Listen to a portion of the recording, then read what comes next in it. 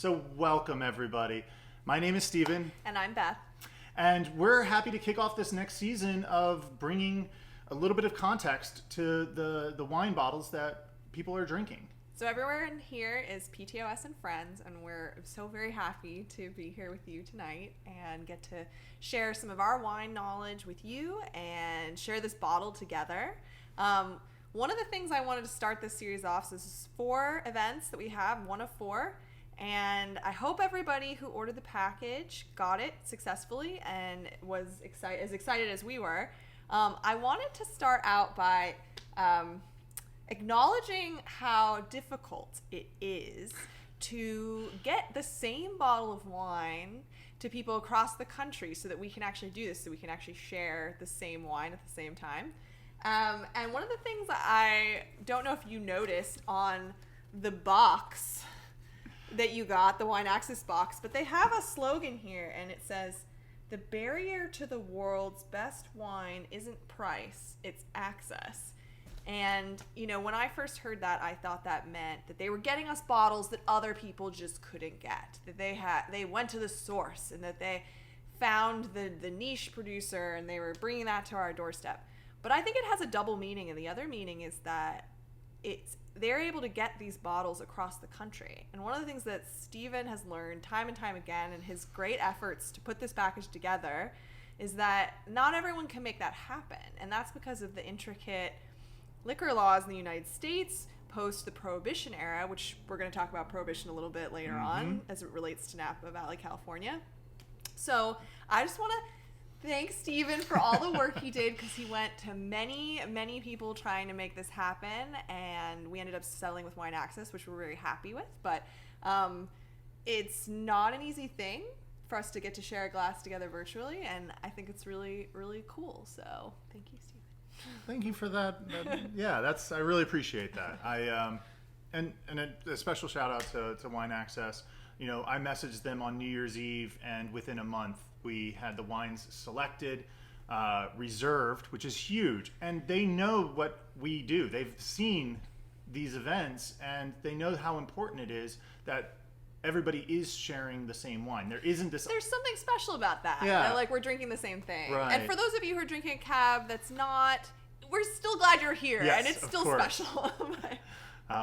Okay, so you know, we do this to build community. The start of this virtual event is really to kind of not only just allow you to dive deeper into your senses and get a little bit more context of the wine. You know, I always look at the art industry, right? When I go to a museum, if I just see a pretty painting, I may have a certain level of appreciation. But once I hear somebody explain the historical context and the brush strokes or the certain type of ink and how it was so bizarre that they had it at that point in time in history and they were trying to be crazy cool with it, it provides that deeper level of appreciation and understanding. And we hope to do service to the Napa Valley. Special shout out to Brent. I mean, he knows that we did this because he's come to so many of these wine events, and he's out there in California holding down the fort. And we do still hope to get out there one day and experience it. Yeah. So tonight, the first of 4, we are talking about Napa Valley, California, in the United States of America. All right. So where is Napa? You know, it's a pretty famous region, but for those who are a little bit less familiar, we are looking.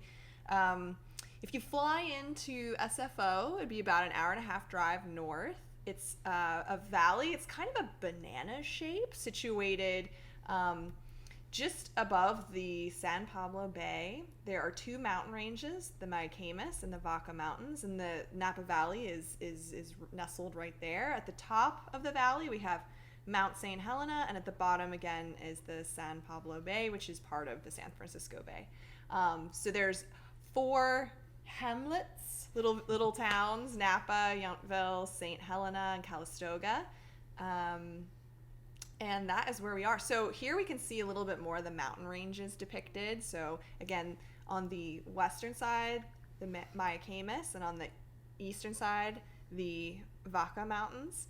The Napa Valley is an AVA. We're going to talk about what an AVA is in a little bit here. And it's actually a nested AVA. So there's the Napa Valley AVA, and then there's 16 sub-AVAs. And so here depicted are the 16 sub-AVAs. They're generally grouped into two categories. The first is Valley AVA. So they're regions that are in the valley itself, sort of the valley floor. And then they're the mountain AVAs, and these are on either side, either the Mayacamas or the Vaca Mountains.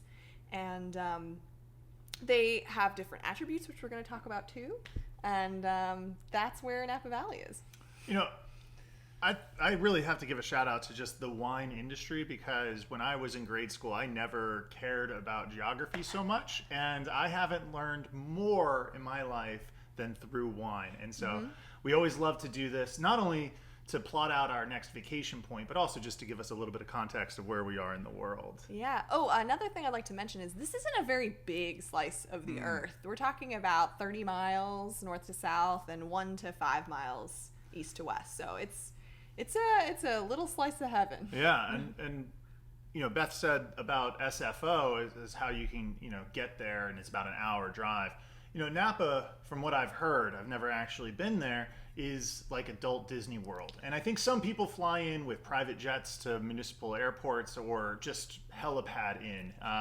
And there are certain Napa Valley vineyards and tasting room sites that have helipads on their front yard. And that's how they would go wine tasting through Napa. I don't think that's going to be my experience of exploring Napa anytime soon, but it is nice to have a glass here tonight.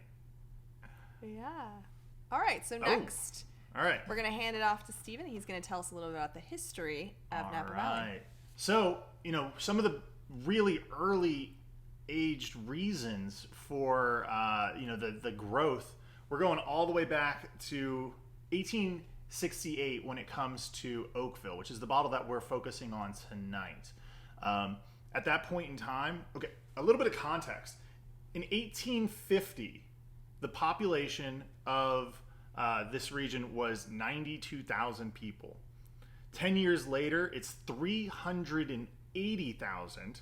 10 years after that, 560. 10 years after that, in 1880, we have 864,000 people. So what do we have that happens in this time right now? Well, there is the completion of the Pacific Railroad. That does help get people out there. But it's the gold rush. The gold rush is really what gets a lot of people to get out there. And with that, we're talking international acclaim, right? So a lot of Germans and Austrians are heading out there, and they realize the potential of this region as a wine growing region. And, you know, maybe they didn't quite strike it rich when it came to gold, but they struck it rich when it comes to wine. And, you know, there's a very famous story of Tuclan, or Colin. Yeah, sorry. No. You know, yeah. We read about these places, but we don't always hear them said out loud. So Right. And it started off with, you know, he was able to secure 240 acres of land. And by 1877 had 130 acres under vine and was producing 50,000 gallons of wine per year. Wow. So, you know, when we really think about that balloon in population, sure, they are shipping wine back and forth across, but most of it's being consumed in this region. So it's just a nice little context to put on there. You know, we do have phylloxera that happens. So the original grapevines were brought over from Europe. And we're going to see that really that tradition has always kind of stayed true. Those noble Vinus vinifera vines are still present today. There's some debate about the nobility, Well, but sure. They are the most in demand. So we have phylloxera. It's a louse. It attacks the between the roots and the shoots above ground. Originally from the east coast of the United States. Mm-hmm. And so, you know, we do have Vinus lambrusca grape varietals that existed in North America, and they were immune to these louse. And they would be able to survive. So what happens is that we have an evolution, if you will, a discovery that if we use the native Vinus vinifera or Vinus lambrusca rootstocks with this noble shoots on top, then we can protect against the louse. So they actually graft the Vinus vinifera onto the Vinus lambrusca rootstock. And there's particular rootstocks that have become sort of the go-to strongest versions. And so this is actually the first time in history that we see hybrid grapes. You know, right now when we think about hybrid grapes, a lot of people have their own preconceived notions or things that they've heard of, but realistically, almost every wine that you're drinking from around the world, absent just a handful of very specific cases, is a hybrid of these two different rootstocks. So we're going to get into marketing throughout the rest of this, but this is just the start of how everything is really a hybrid, but yet the modern day hybrids, they're not as up for consumption. We do have the prohibition that came around, and so at this point in time, we're still recovering in many ways in the United States from this. Again, as I mentioned earlier, our liquor laws are very much more strict than other places, and our bodies of government who regulate alcohol are not the agricultural divisions, where that's the case in many other countries. And this is all back to prohibition. And we figure in the 1880s we have this surge of expertise coming in that understand wine, and then it kind of just gets a reset button again in this when prohibition comes around, and people pull up their grapevines, start planting fig trees or prunes, walnuts.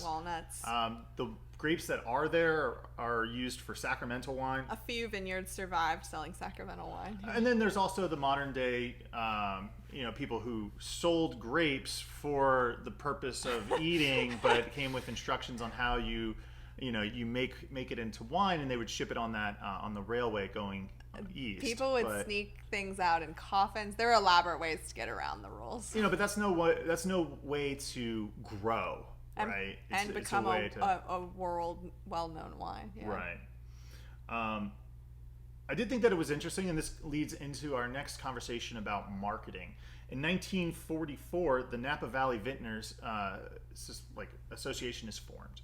And what happens? Currently there's 550 vintners in this society, and it really just helps become like a think tank, a way to share information and a way to promote as an agglomerated group. And they focus on Cabernet Sauvignon. And so what that does is it allows them to market to the world that this is Cabernet Sauvignon from California, and it really started to put them on the map as a single varietal. We get a little bit more assistance in 1976 with the Judgment of Paris, which was a blind tasting of whites and reds against against Burgundy. If you like to consume your history through movies, there's a Hollywood production called Bottle Shock that goes over the Judgment of Paris. It's very entertaining. There's some fictionalization scenes in it, but it is quite entertaining. But the results of that blind tasting was that both the white, the Chateau Montelena, and then the red, Stag's Leap, won against European wines. And at that point in time, you got to figure they didn't even think Americans were making anything more than swill, stuff that was just alcohol. Might as well make it into grain alcohol, because how could it be palatable? And so it's quite shocking. Quite shocking, the bottle shock, if you will. And so that's really what put California and started America down this wine production journey. And now we fast forward to today. Before we had phylloxera, prohibition, getting international acclaim, and now they're dealing with another issue, and that's climate change, right? We see it with the forest fires, we see it with water rights, and they're dealing with that. There's a large push for volunteers to join becoming carbon neutral out in not only there but around the world. And so some pretty cool stuff. We hope to have other speakers come on at some point to share a little bit more details about that. Yeah. Okay, so we've been throwing around this word AVA. What is or acronym? What does this mean? What is an AVA, right? Yeah, Napa is an AVA. Oakville is a nested AVA, one of the many that's inside of the Napa Valley. So it stands for the American Viticulture Area, and to become an AVA, you have to register with the TTB. It's the Tobacco Trade Bureau. Tax and Tobacco Bureau. Tax and Trade Bureau. There's taxes, there's tobacco. It used to be trade. ATF. Yeah, we always remember that one somehow. Yeah, so they rebranded and ATF was alcohol, tobacco, and firearms. And Yeah, I guess firearms has its own. And there's been a little bit of contention. But it just again shows how they put alcohol in the same place as firearms in the past. Whereas again, in many other countries, we see wine as an agricultural product. And it's regulated differently, so it's interesting. So USDA, our agricultural branch of the government, they negotiate our AVAs and maintaining that nobody else in the world can call them a Napa wine. The USDA negotiates that with foreign bodies, but the TTB is the one who handles the registration. And so as we go through the rest of what makes up an AVA, you'll start to see that it's pretty rigid, right? It's just there isn't that sense of purpose and place that we might see in some foreign countries. It's geographic and climate regions, and so when we see climate regions, I don't necessarily know of a specific AVA that was given one based on the climate regions. Most of the time, it seems like it's geographic, right? You have to submit. Geology type of surveys, and you have to showcase similar climate in terms of rainfall, weather, water availability for an area, and it's pretty subjective to what's submitted. When you get a geology report, there's ways to present it so that way you can say this region is part of our AVA and this region is not, and so it's really just about the registration process. It does mean that 85% of the wine comes from the region and that it's finished inside of that region. So that's like our one real kind of takeaway that we have, is that the grapes must come from that region. So, when we think about AVA and a lot of the things that we see on a wine bottle, it really is about to help the consumer understand what they're consuming, right? So if you see Napa Valley on a wine bottle or Oakville, what does it mean? And it means that at least 85% of the grapes were sourced from that region, and the bottle of wine was finished within that region as well. And that's the extent.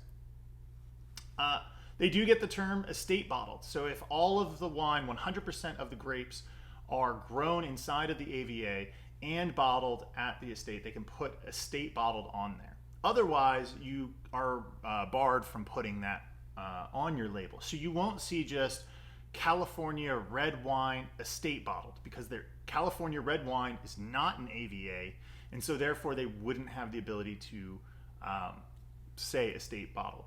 I think one of the stories that we were able to share with this group was with Boxwood Winery, where Rachel Martin went and sought an AVA for Middleburg, so that way, with the main purpose of being able to say estate bottled, that 100% of their fruit was grown on site inside of that AVA, and that it was bottled at their facility. So, again, helping communicate to the consumer with a regulated term. All right, so now we're going to talk a little bit about the terroir of Napa Valley. So the terroir is everything that makes up the conditions that the grapes are grown in. If you could mute yourself, if you found yourself unmuted, it is always appreciated if you can mute yourself. Sorry, I'm getting a little bit of feedback, so thank you. Okay, so terroir is the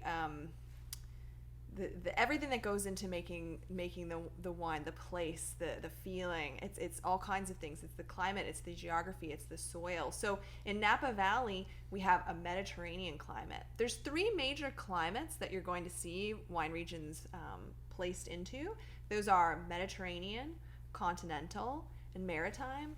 And continental and maritime are going to take up a lot more of the space on planet Earth. Mediterranean's a little bit more rare, and it's really very desirable because you're getting rainfall mostly in the winter, so you're building up the water storage, and then in the summers you're getting a nice dry warm summer, which is perfect for ripening grapes. Napa Valley has, what do you love to talk about these? The diurnals. Yeah. Large diurnals. So this means we have very warm days and cool nights, and in some places in Napa Valley you're seeing as much as a 40-degree Fahrenheit swing. I mean, that's pretty big. And what this allows the grapes to do is they get the full sun during the day, and they get this opportunity to ripen. But at night, when it gets cold, they have a chance to rest. So what this does is this allows sugars and phenolics to develop properly while also maintaining a nice acidity. Mm-hmm. Napa Valley is famous for having an incredibly diverse range of soils. There's about, I think, 12 soil orders in the world, and they have 6 of them. So they have half of the world's soil orders. They have 36 soil series, and they have over 100 soil variations. So it's a soil playground. There's all kinds of different soils here. And what that's allowed people to do is work with lots of different grapes, and get lots of different expressions from the same grapes, and really play. It's pretty remarkable. It's also been very impacted by a number of geographical and topological features. Before you move on, one of the things, because we've been studying wine since 2018, and every region has these different soil names, and you try to keep track of them. And it's interesting to kind of think about, well, why do people talk about the soil, right? Of course, we know that they have diverse soils, that it's important to know it, but when it comes down to it, my analysis was there's 3 major things to look at, right? The coarseness of the soil, and that's going to impact the drainage of the water. What it's made out of insofar as ability for thermal retention, right? So in some areas you want soils that reflect the sun away from the roots, so that way they're protected. In other areas you want it to hold in heat, so that way in the cold diurnal nights the roots still have some warmth. And then the last one is biology, right? Having organic matter. So it's coarseness,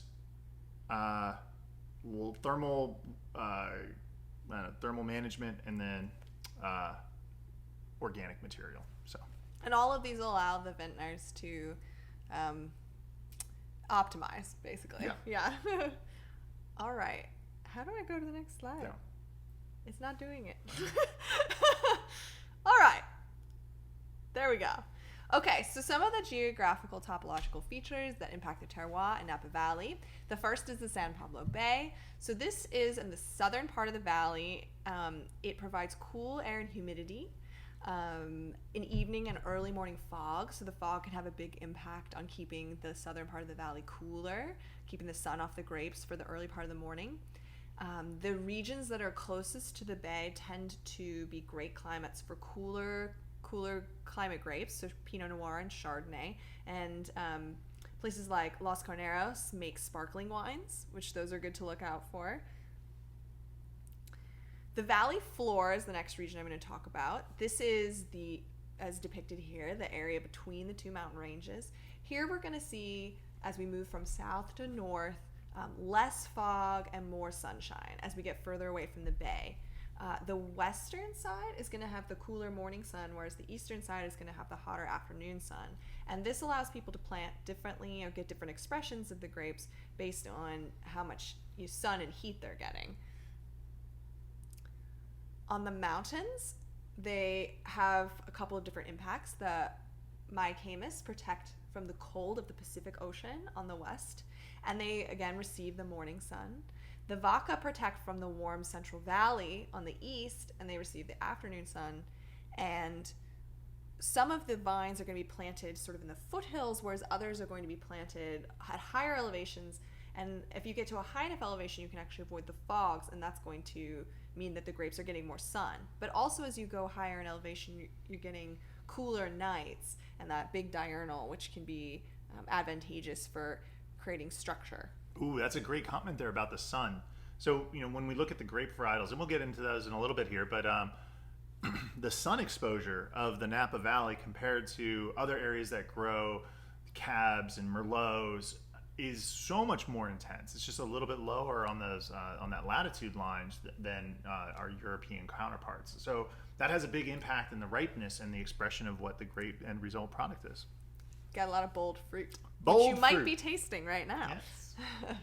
All right, the last feature I want to point out is the Chalk Hill Gap. So this is a break in the Miacamas, and it allows cool air to flow at night in some of the most northern parts of the valley, which are normally some of the hottest, but there's opportunity for a little bit of cooling air to come down through this little gap. So there's east, west, north, All south, of it. elevation, valley floor. And also something to mention is the valley floor itself, it's not just like a flat thing. It's definitely undulating and rolling. You have these fans of slippage from the mountains. So there's lots of variation going on there on the valley floor too. So, with this area, one of the things that's just fascinating to think about is that there's the ability to control or to optimize what's happening below the soil because of our high, that diurnal effect, but then also above the land as well. And so really we're optimizing both at the same time here because it's pretty regulated by these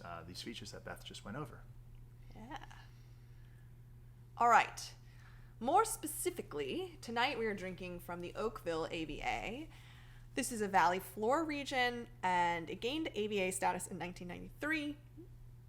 Even though it's one AVA, the eastern and western portions are going to have very somewhat different experiences. And also, something I forgot to mention at the beginning of the lecture is that we have the Napa River running through the valley as well. So you have the areas adjacent the river, and you have the foothills of the mountains. You have the eastern side getting that late afternoon sun. You have the western side that's avoiding that and getting the cooler morning sun. And so different grape varietals might be planted in different regions based on those sorts of features.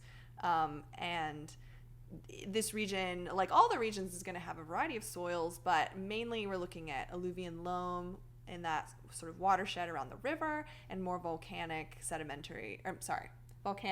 gravelly soils on the foothills. Yeah, and so it goes back to, what is an AVA? It is a geographically bound area, which we can see in this map, but we have different types of soils, we have different topography, different access to water. So, when we see our European counterparts talking about Volnay or Pommard and Burgundy that have been doing this for 1,000 years because they didn't have prohibition, right? They really are trying to say that there's a sense of place with their wine. And the hope is that when you drink one wine and then you drink a second wine from the exact same region, that there's some typicity, something that kind of one thread that connects them together. And maybe there is this with Oakville, but it may be more of a construct of trying to have the consumer have an expression of wine, so that way when they pick up a bottle of Oakville, there's a certain sense of place. But I think it has to be a little bit more cognizant than maybe some of the other higher regulated in an agricultural way.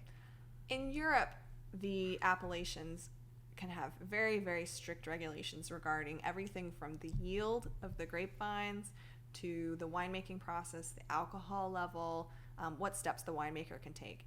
Here in Oakville, the winemaker is not limited in how they make the wine. So you can end up with very different wines coming from the same place. And that's across the United States. Mm-hmm. And that's why we do look for organizations that help try to communicate to the consumer, us, what product you're getting out of the bottle of wine. Yeah. All right, let's talk about the grapes. What grapes grow in Napa Valley? The big one, of course, is Cabernet Sauvignon. So that's going to be about 50% of the planted vineyards. However, there are a lot of grapes that are being grown here. Next up is Chardonnay.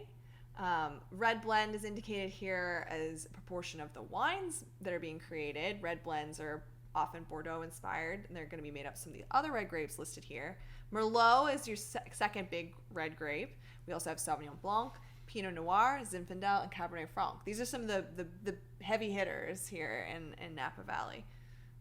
And for some reason, I think the thread that I'm going to keep going through throughout this wine exploration is marketing. And with the movie Sideways, whenever somebody sees the word Merlot, they have a kind of a thought, if you will. And and I just wanted to highlight that. I love color wheels. They're so fun, and we can see the distribution of just red wines in general to the more to the white wines, and definitely red wine centric here. All right, so we kind of went over the percentages, but here we have an opportunity to once again, we have little images of the different grapes. We can see Cabernet Sauvignon is obviously the most famous coming out of here. This is the most planted. This is what's going to sell for the highest. But there are some lovely Chardonnays coming out of here as well, both sparkling and stills. As Stephen mentioned with Merlot, it's kind of a great QPR, so that's quality price ratio coming out of Napa, because it's just not as trendy, but they make wonderful Merlots here. Sauvignon Blanc and Semillon are up and coming, which is kind of following after white Bordeaux's. The Pinot Noir is grown more towards the San Pablo Bay for the sparklings.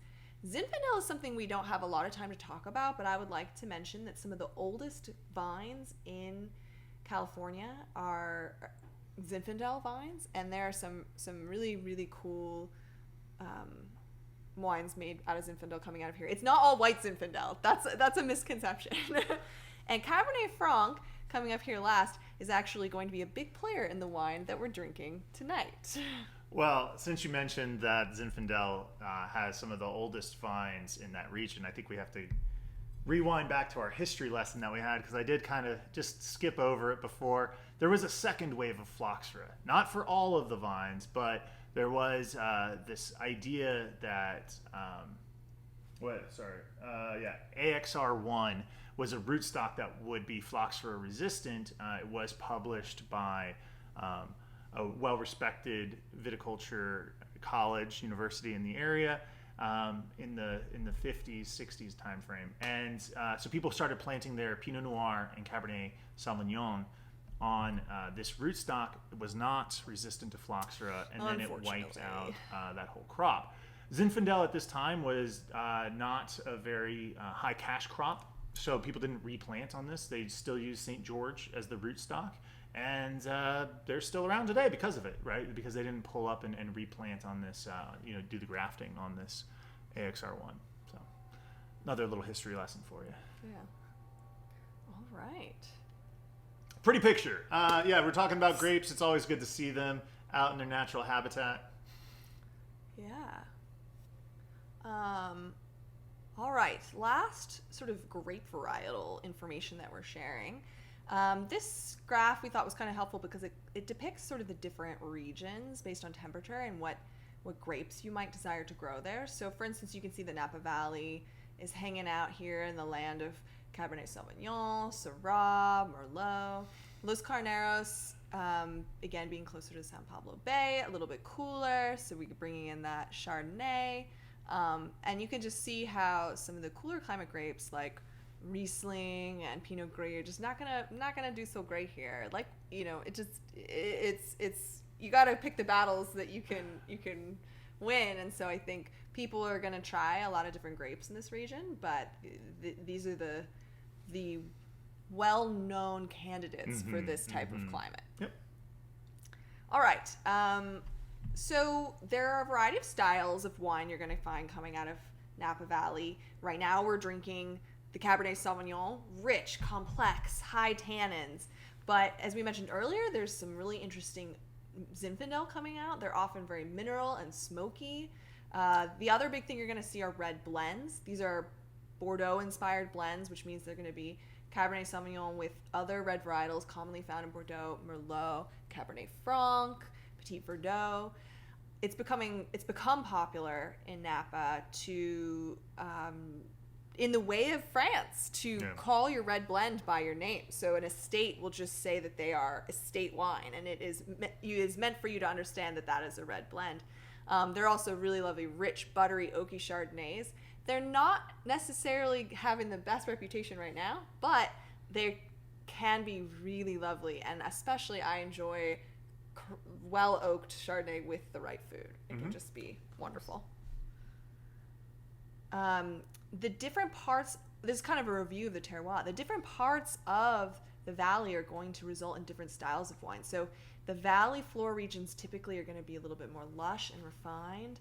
The mountainous regions are going to be dustier and bolder, and your sparklings are going to be coming from the regions closer to the bay. So this is just a little visual for you. All right, and now we're kind of getting closer to the bottle we're drinking. Yep.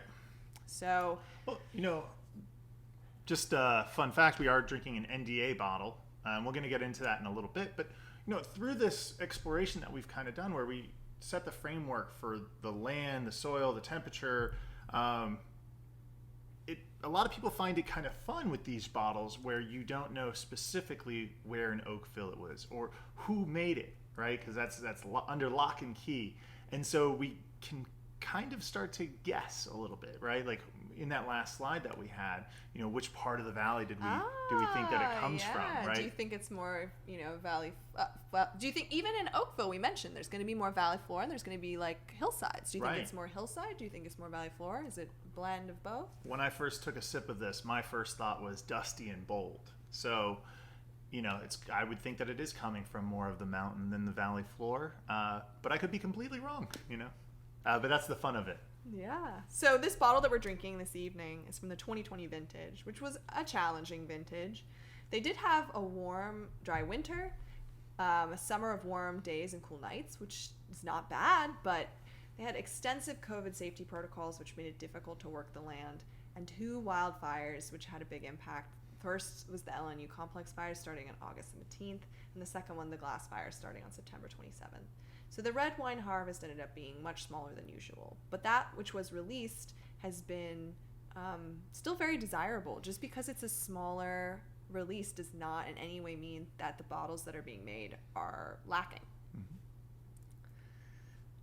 For data nerds, this is the data of the vintage. So you can see temperatures on the top, harvests in the middle, and rainfall on the bottom. Typical Mediterranean climate. Yep. Yeah. Absolutely wonderful. So our specific bottle that we're drinking tonight that we've narrowed in on is this 2020 Echoes in the Canyon red wine, Oakville, Napa Valley. It is a big wine at 15.2 ABV. I don't know if you're feeling it. I'm feeling it. Yeah. And as Beth said, it was a really complex or really difficult year, and we have a higher percent of Cab Franc, right? Cab Franc may have had higher yields in this 2020 vintage, and it's just you're not going to have as much of the Cabernet Sauvignon, so you want to make it go further. And so if the Cabernet Franc had higher yields and can kind of help support the wine, and so you can still meet your quotas that you're trying to get to. This is the benefit of working with blends as opposed to single varietals. If you have a bad vintage and you only produce single varietals, you're just out of luck. But if you make blends, you adjust, and that's why blends become so famous in wine. Right, and so here we see that we have an NDA bottle. This was negotiated by WineAccess, and specifically with whomever they mystery producer. When we look at the 2019 Echoes in the Canyon, it's a much higher percent Cabernet Sauvignon. The internet has their speculations as to who the 2019 who it might be. But there's no reason to say that Echoes in the Canyon was made by the same vintner year in and year out, or that the grapes were sourced from the same place year in and year out. This really comes down to, do you trust WineAccess to secure good bottles for you, and that they may change from year to year. So what is an NDA bottle? Well, an NDA bottle is really nothing more than a contract.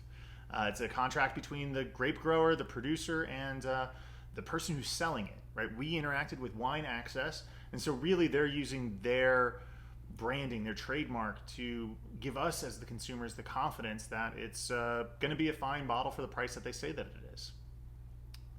Why would a producer do an NDA bottle, Stephen? Well, I would love to know. For a plurality of reasons. One is supply and demand. If you have an oversupply and you want to have a very control the market, if you will, you may release under a separate secondary label in order to have a limited supply out in the market of your named brand.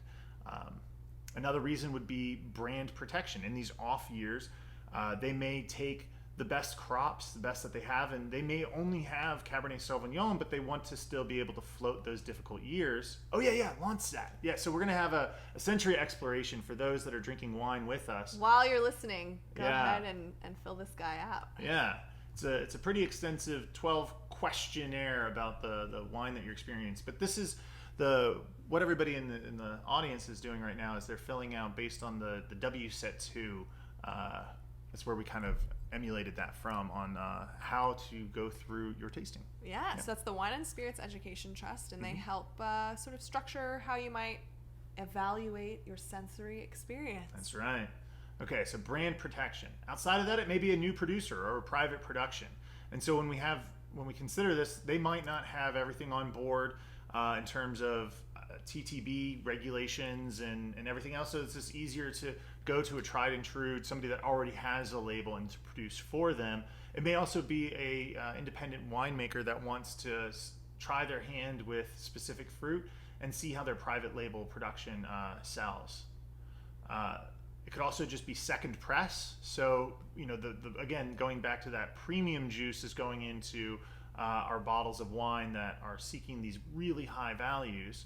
And also kind of, I think bankruptcy also fits into there. I don't think I listed that, but sometimes. Yes. If a winery is going under, the people who work with NDA bottles will circle and they will be happy to snap it up. Right, because some of these wines have been sitting in barrels. The vineyard closes, they shut their doors, so there is no brand anymore to sell the wine, and so they'll sell it out in NDA.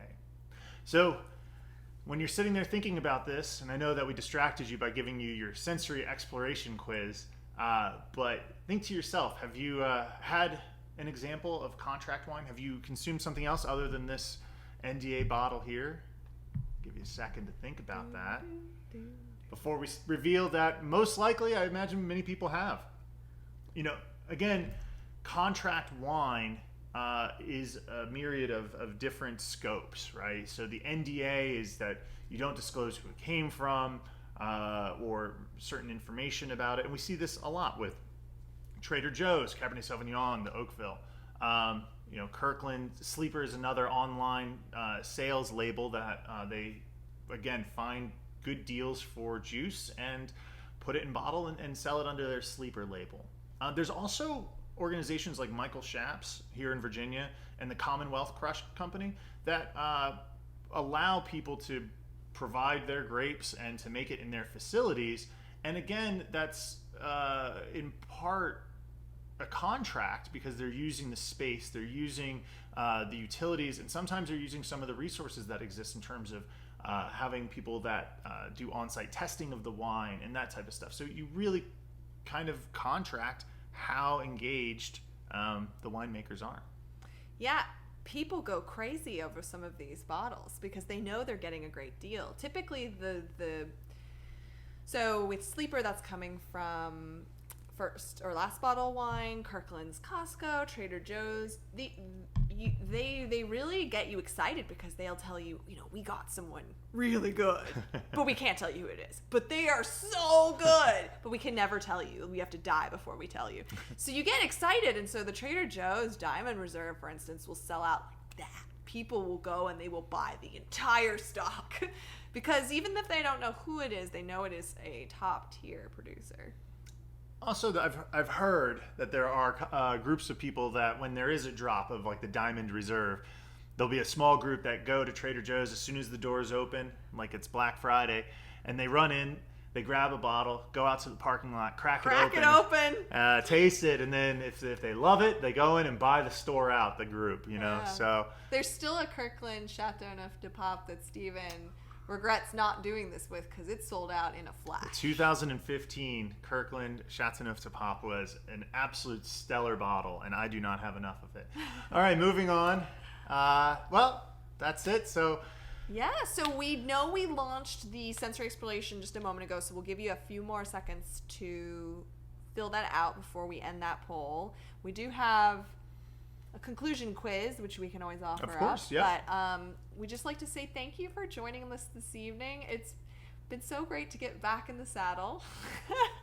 It's been a year, I can't believe it, but it's been fun reading about Napa, and absolutely, this is a delicious glass of wine. There's so much to share about Napa too, and that's so thank you all for joining us and for hopefully getting a little bit more connected with the wine that you're sharing. And now we're going to close the recording and connect with everybody, hopefully through your insights.